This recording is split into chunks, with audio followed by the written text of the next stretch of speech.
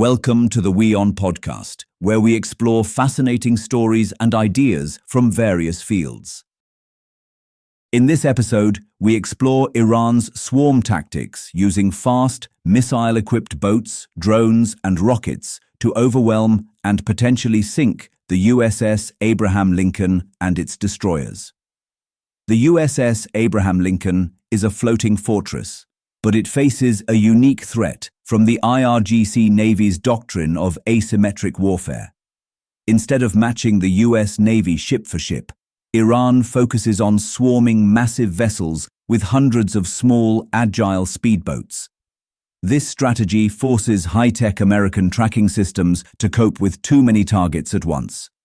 In the 2002 US war game Millennium Challenge, retired General Paul Van Riper used unconventional swarm tactics to obliterate a mock US fleet.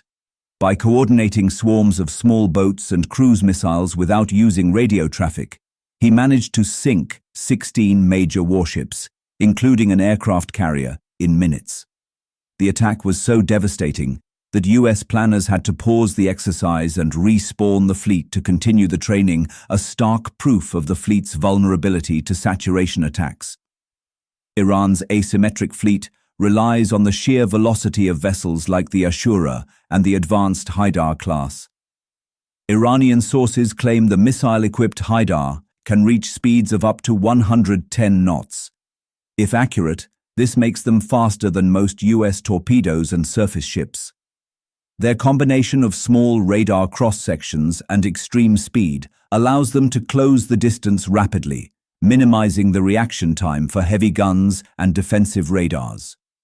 The US Navy relies on the Aegis combat system to track and destroy incoming threats, but every system has a limit. Iran's goal is to launch more simultaneous attacks via boats, drones, and missiles than the defensive radars can process. If 100 boats attack and the defenses stop 90% of them, the remaining 10 can still cause catastrophic damage. These speedboats are not just fast. They are heavily armed with anti-ship missiles and rockets. Vessels like the Zulfiqar carry sophisticated Nasser-1 cruise missiles capable of breaching a ship's hull. Even unguided 107mm rockets, when fired in the thousands from close range, can strip away a carrier's radar antennas and flight deck capabilities. Modern swarm tactics now include aerial drones like the Shahed 136 and Mohajer 6 working in tandem with boats. These drones can act as kamikaze weapons or provide real-time targeting data to the speedboats. This creates a multi-dimensional attack where the US fleet must look up and down simultaneously, splitting their defensive fire. The Strait of Hormuz is only 24 miles wide at its narrowest point, forcing large US ships into predictable shipping lanes. This geography allows Iranian boats to hide in coastal coves and islands until the last second. In such confined waters, the US Navy loses the advantage of long-range detection, allowing the swarm to strike from point-blank range.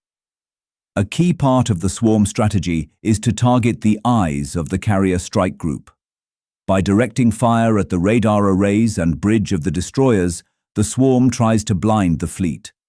Once the sophisticated sensors are damaged, the carriers accompanying destroyers cannot effectively guide their long-range missiles, leaving the group exposed. A successful swarm attack would not just damage a ship, it would close the vital oil trade route. The mere threat of such an engagement sends insurance premiums and oil prices skyrocketing globally. Iran uses this economic leverage as a deterrent, knowing that a naval clash would cost the global economy trillions of dollars instantly. The cost disparity is the defining feature of this potential conflict. The USS Abraham Lincoln and its aircraft represent an asset worth over $13 billion. In contrast, an Iranian speedboat costs a tiny fraction of that amount. Iran can afford to lose dozens of boats to damage one US capital ship, making the exchange highly favorable for them. Thanks for tuning into this incredible story. If this episode resonated with you, Don't forget to hit the like and subscribe button for more captivating stories to come. Stay tuned.